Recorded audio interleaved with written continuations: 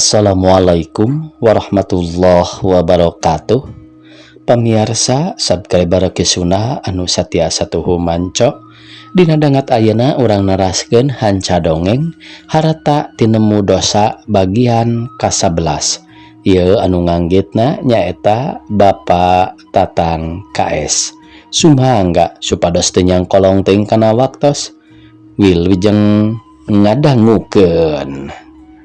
Ngan leuwih ti heula keur kipangarang ngucapkeun auzubillahi min dalik kalawan muga lamun ngeunaan teh mah gambaran anu didadarkeun dina ieu carita tur geus pada nyaho balukarna keur nu nyata pageuh kaimanan mah ulah nepi ka ngarandapan samodel ieu carita harata tinemu dosa anu baris diebrehkeun satuluyna.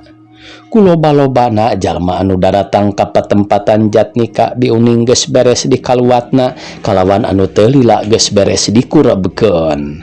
Sabada jalma-jalma ti makam ku Jatnika dihaja dititah karumpul deui di imahna anu teu harese eta jalma-jalma teh geus pada ngariung di jero imah. Tidinya Jatnika wiharta ngaluarkeun caritaanana anu pihartianana taya lian nganuhunkeun kana bantuan-bantuan ti tatanggana tina jalan ngurusanan bujangna maot. Anu satuluyna Jatnika nyarenkeun ka hiji lalaki kokolot masjid anu maksudna supaya ku ahli-ahli masjid diayakeun tahlilan nepi ka 7na. Kalawan nyarenkeun kitu teh lain sakadar ku caritaan wungkul tapi jeung sokna nyarenkeun duit ka kokolot masjid pikeun kaperluan dina waktuna tahlilan.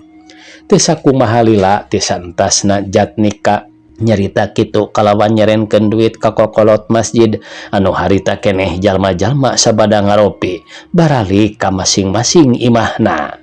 Sanggeus jalma-jalma baralik ningali kana kaayaan Yusupiah asa beuki teu aya pisan kahegaran geus puguheun barudak anu dua mah sigana bangun anu tareunangan gawe cara munun dariuk dina teras bari cimata ngareyembang taksiran boga rasana langsa ditinggalkeun ku biuning.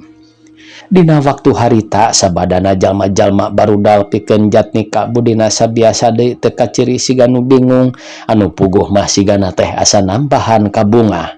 Di tengah imah gawena lajag-lejeg tengah-tengok bari hahariringan panon nempuan kana bangsa gambar-gambar anu aya dina sakuriling tembok di jero imah. Geus kitu Jatnika tuluy kaluar lempang bari ngagandongkeun leungeun nyamperkeun kana empang maksudna deuk ningali lauk.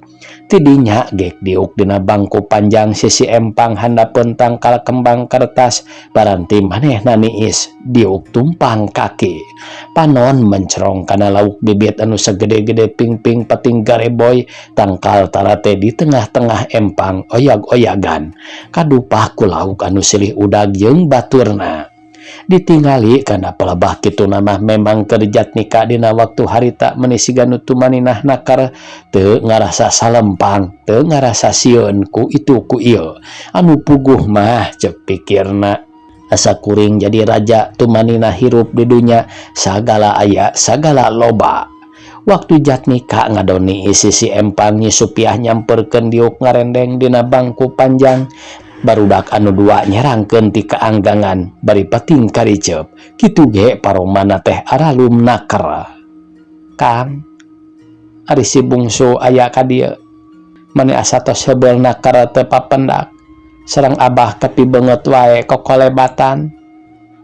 Ari senyana mah nyi perkala dulur maneh jeung kolot manehnya kitu di mana aya kasusah aya pangabutuh kakara ngurunyung ka dieu paribasa nginjem tecara manggih kasenangan mani planglas terambol-mbol datang da eta meureun sieun kapentaan ku urang padahal keur urang mah teu karooh teusing ku barang kolot atawa ku rejeki ge nu puguh mah susah keneh urang we nu aya ma teu aya deui Kang nyipiah nanya deui bari diukna rada ngisad. Wah komo mah tembol-embol leung keneh adi maneh basa maneh keur di rumah sakit kungsi ka dieu salol kitu ge teu unggah-unggah acan. Soal mama sigana moal nincak-nincak deui ka dieu ngarasa era meureun ku urang. Nah kumaha make ngaraos isin sagala Cek Nyi Supiah panon mencerong kana banget salakina siga nu ngarasa kaget. Ari kudu diterangkeun mah kieu Nyi, basa atas ti Dario jeung Abah teh. Isukna kungsi moal datang deui sorangan ka dieu, malah make jeung ngirim cau Ambon sagala sasikat. Sugan teh nya bae barang kirim biasa, bari jeung aya maksud urusan nginjem duit teh keur ngomean imahna. Boro tadi nama ku akang teh deuk dibere nginjem watos 10.000 mah, malah duitna ge harita geus dipesakan kulantaran cek pikir moal salah emak datang deui teh deuk nginjem duit teh. Nah ari geus ngobrol nu sejenna kalawan geus aya kana setengah jamna, ari pek ngaluarkeun caritaan anu matak teu pikaresepeunna keur komo lamun seug kadeungeun-deungeun cacak kasebutna ka anak keneh ge make aya basa nu teu merenah. Rasana mah meureun akang teh deuk beunang dikitukeun kudu jadi mitoha, bet barina ge bararaid teuing. Nah sasauran kumaha kitu emak teh Nyipiah ngudag caritaan kulantaran ngarasa penasaran hayang nyaho naon anu dilisankeun ku indungna terhadap kanu jadi salaki. Kieu Nyai, emak teh seolah-olah ngosol ka akang sangkan akang daek ngawin si bungsu, anu hartina mah Nyai teh kudu dicandung jeung si bungsu. Samalah nyarita nage emak teh di mana akang daek ngawin nu jadi adi beteung sawah jeung kebon kabehanana deuk diserenkeun ka akang. Jeung deui soal imah pangna deuk diomean teh nyaeta keur merenahkeun si bungsu, atuh akang teh dina waktu harita geus teu mikirkeun ka mitoha, beletak we ku akang dicarekan lak-lak dasar. Teu sangka sugan teh lain kitu maksudna boga kolot nurus tunjung. Lain aya kadua mere contoh alus kalah kadek ngaberuntakeun rumah tangga jeung deuk mecahkeun duduluran ana sarupa kitu mah. Nu matak di mana isuk pageto aya kadarieu boh emak boh si bungsu tong di aku malah usir sakalian moal matak jadi doraka najan teu di aku oge kulantaran lain urang nu salah. Eta mah kolotna we nu teu uyahan make ninitah nyandung ka anakna keneh. Kakara mangge seumurna ge aya kolot kitu. Cek Jatnika nyaritana kitu teh make jeung cumido sagala siga nu nya geuleuh basa-basa jeung kalakuan nu jadi mitohana. Padahal kecap kitu teh anu sanyana mah estu jijieunnan manehna keneh anu maksudna mah sangkan Nyipiah melik ngewa atawa teu hayang nepungan nu jadi adina atawa indungna. Anu kaayaan eta indungna Nyi Supiah teh duka geus kaluar, duka encan tina dihukum, disangka maling samping ku Jatnika anu lilana geus kurang leuwih 3 bulan. Ngadenge caritaan kitu ti Jatnika pikeun Nyi Supiah meningah wulang sapirang-pirang lila kalawan dina batina boga rasa keheul terhadap kanu jadi indungna boga tujuan kitu anu hartina pikeun Nyi Supiah dina waktu harita kena ku pangaruh tinu jadi salakina yen kecap kitu teh dipercaya 100%. Da puguh pikeun Jatnika nyaritana siga nu heueuh. Keur kitu kadenge sora bedug magrib anu harita keneh ge Jatnika jeung Nyi Supiah arunggah ka imah kasampak budak anu duaan deui teh keur pating rarengkol di kamarna disimbut ngagarojo di siga nu boga kanyeri. Nyi, wayahna we akang dek indit heula katuhan lok nyata aya badamikeun urusan duit keur meuli mesin tinun mangkani anu boga barangna geus nanyakeun wae. Wayahna we ditinggalkeun heula nya da moal nepi ka peuting kira-kira jam 8 ge tang tu akang bakal balik deui jeung moal tuluy ka mamana kulantaran akang hayang reureuh. Cek Jatnika bari mukakeun lomari nyokot pakaian nu bersih rap dipake anu teu sakumaha lila Jatnika turun ti imahna kalawan teu aya panyarek naon-naon tinu jadi pamajikanana. Dina peuting harita kira-kira jam 8:20 menit Nyi Supiah keur ngajejentul diuk sorangan dina kursi panjang anu maksudna nunggu salakina can datang keneh anu sakitu geus peutingna teh. Sajeroning keur nunggu salakina teh mungguh batin Nyi Supiah asa beuki nambahan kalang kabut mikiran kaditu kadieu. Dina kaayaan hirupna dina mangsa ayeuna asa beuki juwet najan harta banda loba oge. Babakuna anu jadi pikiran ke rekannya Supiah tayalian ras mikaran nu jadi anakna leungit teu pupuguh ari katambah-tambah ngadenge beja yen nu jadi indungna teu sangka boga maksud kitu anu hartina deuk mecahkeun antara anak jeung anak. Nyi Supiah ulang-ulangna teh lain ku waktu harita wae dina mangsana ti beurang ge sajeroning cicing atawa sajeroning barang dahar atawa nu sejenna teh teu weleh nguluwut teu weleh bingung jeung bingung.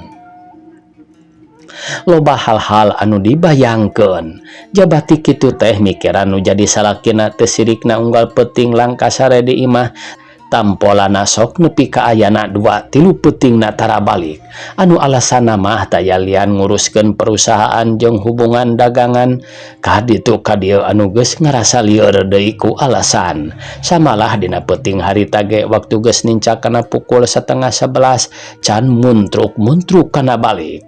Beuki lila kaayaan peuting harita asa beuki jempling tur asa beuki nambahan keung panon dipaksa dipeureumkeun ge weleh teu daek sare ceuk cohagna mah asa jarawuh pisan pitunduheun.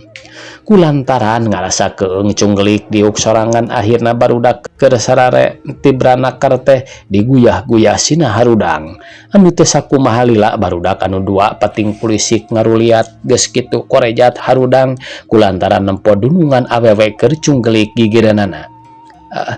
Aya naon kan? Ceuk hiji budak awewe anu katelah nyetiti nanya ka Nyi Supiah bari gigisik. Di ditu yuk pindah sararena di tengah imah. Nyi Supiah bari jung nangtung tuluy ka patengahan deui dituturkeun ku barudak 2 bari diharuyungkung ku samping kebat anu geus awek-awekan da puguh samping geus heubeulna karena dipake simbut. Geus kitu Nyi Piah diuk deui dina urut tadi ari barudak anu 2an mah teu daek ngedeng anggur nyarempod di sisi panto bari diharudum. Sirah ngareluk tungkul siga nu ngarasa bingung mikiran hirupna masing-masing. Dupi juragan pemegat angkat ka mana teu katinggal-tinggal tanya hiji budak lalaki ngaranna Omod. Teuing ka mana atuh Mod? Dati magrib keneh inditna ge. Wayah kiwari can balik keneh. Molor Nyi Supiah bari ngareret kana jam anu ngagantung dina tembok luhureun lawang kamar geus nujukeun kana pukul 10:30 kurang 2 menit. Geus kitu jab saurang ge teu aya nu cumarita Nyi Supiah diuk dina kursi panjang bari nyang hareupan budak nu 2an keur pating pelenguk tarungkul. Awahing ku anteng-antengna ngalamun teu kungsi 2-3 menit Nyi Supiah nyarita kieu dina hatena. Nah kunaon anu jadi salaki teh beuki kadienakeun asa beuki siga teu betah cicing di imah. Nah boga deui pamajikan kitu atawa bener-bener hubungan urusan perusahaan disebutkeun boga deui pamajikan piraku deui da ka aing teh beuki lila asa beuki nyaheun tur mani dipupujuhkeun kana sagala rupa hal kepentingan rumah tangga jeung teu kaharti sanggeusna raja kaya beuki nambahan make nu jadi bujang geus sadua-dua paraeh teu pupuguh. Moal kitu raja kaya sakieu lobana teh meunang muja mah. Tapi piraku da teu kaciri siga nu muja jeung ngarasa kagetna teh ku ayeuna mah boga watek koret. Lamun nya teh mah nu jadi salaki muja kajen ceuk paribasana aing dibere mah satelebu ge batan kudu jadi wadal teu pupuguh mah. Mending mabur wae temelang telebar ninggalkeun raja kaya menang kitu patut. Gusti mugi Gusti perkawis pun anak teh sing aya wewenganana kalayan tiasa kapendak deui ku abdi. Nyi Supiah nyaritana dina hatena teu kungsi dikebatkeun kaburu panon ngareret kana hordeng kamarna anu tadina eta hordeng teh nutup tapi naha make jeung bisa nyorolok sorangan siga diserolokkeun ku jelema anu teu lila kadenge pantau disadang ngaraket bari muka. Awak Nyi Supiah dina waktu ningali jeung ngadenge sora panto kamar ngareket teh meni ngadak-ngadak teu puguh rarasaan bulu punduk pating puriding ningali kana kulit leungeun manis soropot siga nu tiris. Najan bari kitu ge pikeun Nyi Supiah teu waka-waka gujrud sok komo ngagorowok minta tulung ka tatangga mah, najan ka barudak anu keur araya hareupeunana ge teu waniun ngabejakeun kulantaran ceuk pikirna bisi ngagujrudkeun barang nu can sidik. Barudak anu duaan mah jongjon wae lelenggutan narundutan da puguh keur meujeuhna ngeunah sare digeingkeun kalawan kaayaan masih peuting keneh. Sanggeus panto kamar teu disada deui katingali hordeng janela jeung hordeng panto hareup peting serelek ka ditu ka dieu siga nu diheureuikeun dibuka ku jelema. Anu teu lila kadenge sora piring tong terang di dapur. Batin Nyi Supiah asa beuki nambahan teu geunah hulu angen ratug awak karasana asa rei tiris heab hareudang. Pendekna mah geus susah nyaritakeunana tina kaayaan Nyi Supiah waktu harita keur digulung ku kasieun jeung kakeueung dina eta patempatan. Keur kitu kadenge sora cai tina bak ngagolontor siga nu dilaan cocokna. Kosrak, kosrak, srolho, kentreng, kecrok, kecrok, cerok, cerok, grit. Barudak anu dua keur narundutan teh geus poho di kaera kuno jadi dunungan ngan gajeleng wae laluncatan kana kursi anu keur dipake diuk ku Nyi Supiah kulantaran sieun ku ayana ngadenge sora nu kitu bari ditungtungan ku sora nu ngeurit tarik nakar teu beda siga jolang nu ditarik. Awak barudak mani ngadeg-deg teu beda tinu muriang banget mani sarepa jaba mani soropot geus puguh ari Nyi Supiah anu nyaho ti barang mimitina mah asa beuki nambahan kasieun katambah-tambah ngarasa reuas ku barudak teu kanyahoan pating garajeng luncat kana kursi. Gan ceuk Nyi Titi bari ngadeg-deg. Abdi mah bade uih wae enjing mah ka lembur. Mohon kan abdi ge bade uih wae deui naon kieu geuning teu betah. Sareng keung budak lalaki nu katelah omod pipilueun nyarita deuk balik ka lemburna. Tong hariwang ti mod moal naon-naon da aya cece ieu pae hirup jeung cece tong make sieun-sieun da eueuh naon-naon eta mah sakadar dadengean urang wungkul ti baheulana ge di dieu mah can aya itu ieu. Engke ari hayang kala lembur mah geus dipangmelikeun pakean geus boga bekal keur balik ayeuna mah keur naon ka lembur ge eueuh hartina teu barang kirim ka kolot samalah deuk balik mah di mana geus nincak kana bulan. Reg Nyi Supiah nyaritana ngarandag teu kungsi dikebatkeun kalah ka panon mencerong kana lawang dapur anu hordengna kabeneran teu kungsi ditutupkeun kulantaran ku poho. Sajeroning panon mencerong kana lawang dapur teh dibarengan sungut rada ngangah siga nu kasima awak ngadeg-deg geus puguh ari barudak mah mani pating purungkut nyarusup kana awak Nyi Supiah anu sakitu manehna ge ngarasa sieun. Ku ayana kitu teh tayalian dina pelebah lawang ka dapur katingali aya nu ngabeleg-beleg bodas samodel haseup kaluhurna kicu. Tapi anu ngabeleg-beleg bodas teh teu kungsi samenit ge ngiles deui teu aya tapak-tapakna acan kumaha haseup seuneu katebak ku angin. Leungit rupa nu kitu timbul rupa nu leuwih matak ti kagilaeun Nyi Supiah ngareret kana pelebah kaca panto hareup katingalina aya hiji awewe ngan teu pati sidik rupana. Buuk ngariring kiwik siga gimbal panon sabelah peureum huntu nyerengeh bodas siga nu ngajak seuri. Ngan katingalina huntu eta jelema teh sisina rada panjang teu beda ti sihung kakara bicil. Sanggeus nembongkeun huntu nyerengeh mah panonna sabelah dikiceup-kiceup dibarengan kuletahna dielelkeun panjang nakar meh ngaliwatan gadona. Awahing ku geus teu kuat nahan dikasieun antukna Nyi Supiah ngajerit tarik nakar samalah dibarungku suara barudak anu dua ngeceak kabawakeun sieun kudu sieun deui. Puguh wae saha jalma anu teu reuas tengah peting keur memeujeuhna ngeunah sare ngadenge sora nu ngajerit sakitu tarikna. Tatangga-tatanggana anu dareukeut meuni budal maruru bari barang bawa sebedogna sapaneunggeulna nyalampeurkeun ka imah Nyi Supiah bari nanyakeun ti luar aya naon samalah sawarehna deui mah make aya nu ngagegedor kana pantos sagala kulantaran ceuk taksiran maranehna geus moal salah deui kana tangtu di jero eta imah teh aya jelema jahat. Kadengeuna jalma-jalma di luar maniga lecok ngaromong bari pating tereng noong tina kaca jendela jeung kaca panto anu teu lila sanggeus katingali ku Nyi Supiah yen di luar loba jelema kojengkang muka kunci panto anu teu lila berai muka bari nitah arunggah ka eta jalma-jalma nu araya di luar. Sanggeus aya panitah kitu ti Nyi Supiah mah eta jalma-jalma anu keur ngalingkung di buruan teh arunggah ka jero imah geus teu mikirkeun suku pinuh ku leutak leye-leye wae ditincakeun kana tegal anu sakitu harerangna teh. Aya naon ieu teh Neng?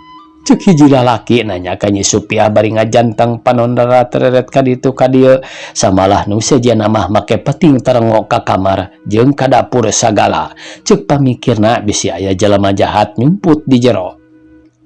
Nu mawi puguh abdi teh mangsoma aya titingalian nembe teh di luar kahalangan ku kaca meuni sidik dedegan istri mung teu kenal kana rupina katinggalna matak pikagilaeun nangon nyerengeh siga nu ngajak seuri ari katambih-tambih letahna dilelkeun meuni panjang naker ari ngawitanna mah itu hordeng kamar saralak serelek ka ditu ka dieu tos kitu hordeng nu payun muka lajeng didinya dina lebah lawang kapengker caket Mang Uca aya nu ngabeleg-beg bodas malih barudak ge naringalieun. Saparantosna kitu nya aya nu ngajanteng di luar ari rupina masih ga istri mung nya kitu cek abdi ge matak pikagilaeun mun atos teh mah ningal film Dracula teu beda ti kitu nyerengehna ge ceuk Nyi Supiah nerangkeun pamanggihna dina waktu harita nyaritana kitu teh bari suku mah masih keneh nyorojod awahing kuruwas teh. Waktu Nyi Supiah nerangkeun yen dina lebah lawang ka dapur aya nu ngabeleg-beg bodas hiji lalaki nu kebenaran keur nangtung palebah lawang ka dapur teh meuni gancang luncat ka deukeut Mang Soma tayohna ngarasa sieun. Oh janten aya nu kitu dupi aden angkat ka mana teu katinggal Neng. Mang Soma nanyakeun Jatnika dume harita teu katingali aya di imah. Perkawis pun lanceuk mah kalaresa nuju nyaba Mang miosna kamari bada magrib cik caralik atuh ulah ngaradeg kitu ceuk Nyi Supiah anu satuluyna nitah dariuk ka jalma-jalma anu daratang ka imahna. Mang Soma jeung nu sejenna aya jalma genapanana dariuk dina kursi ngan sawarehna deui mah narungtutan balik deui kulantaran eueuh naon-naon. Dupi aya nu kitu teh sok sering Neng atanapi nembe ayeuna wae Mang Soma bari ku siwel ngodok pesak kampret anu teu lila leungeunna kaluar deui bari nyekel rokok kretek sabatang anu harita keneh diseungeut kalawan diudud. Ah nembean wae Mang Soma da saumurna ge di dieu mah teu acan pernah aya nu kitu. Walor Nyi Supiah bari noel tak-tak budak lalaki nyata omod teh anu maksudna Nyi Supiah nitah pangyokotkeun asbak dina luhur standar sisi lomari beulah ti wetan. Omod ngojengkang nyokot asbak geus kitu sok ditunda dina meja anu satuluyna ge diuk deui dina urut tadi ngarendeng jeung nu jadi dunungan. Model ku ayeuna make aya nu kitu sagalanya ca ceuk Mang Soma bari ngalieu ka Uca anu keur melenguk tungkul siga nu keur mikiran kana eta kajadian. Duka teuing atuh moal jelema deuk jahat mah dumeh keprogo hayo ngarupakeun siga jurig. Ular Uca diukna rada ngised kabeh hareup kulantaran diukna ngempong pisan nyang hareupan lawang ka dapur. Wah bet moal nya teuing aya jelema jahat deuk barang paling make nyingsieunan heula eta masih diik jurig. Kuring mah percaya di blokan ieu mah aya jurig atawa aya dedemit ge lantaran basa kuring peuting mangkukna balik ti Nurajaban ngaliwat ka lebatang Kalesirsak dina wates tanah Aden maka aya nu ngajuring Kang Bodas geus kitu tang Kalesirsak menimui ku angin puyuh samalah harita teh mun teu salah mah jeung ilaing nyamus ceuk hiji lalaki anu katelah Jang Mamat. nya kitu pisan ulah remus. Sanggeus nyaritakeun kitu eta nu katelah mama teh teu kanyahoan ujug-ujug beretak wae lompat samalah nu sejenna ge kabahwakeun peting garajeleng tina kursi nya rumput. Aya nu ka kamar bujang Nyi Supiah, aya nu asup ka kolong ranjang, aya nu ngabelenyeng ka dapur. Samalah make aya nu ngebuleun maneh ku samak tilep nyang korah sisi lawang ka dapur. Nyi Supiah jeung barudak nu dua ge kabawakeun peting garajeleng laluncatan tina kursi tuluy arunggah kana kasur. Ku ayana kabawakeun sieun ku nu sieun deui. Si mana horeng ku ayana mamat ngagajeleng.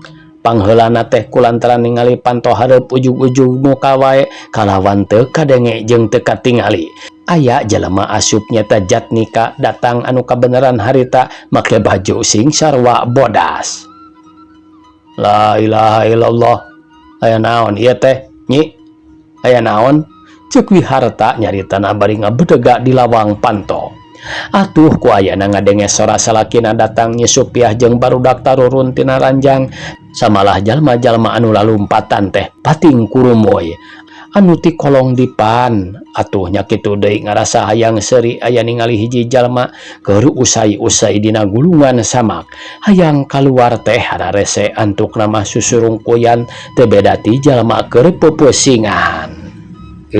Waktosna see pamirsa sakitu nu tiasa kapihatur. Wassalamualaikum warahmatullahi wabarakatuh.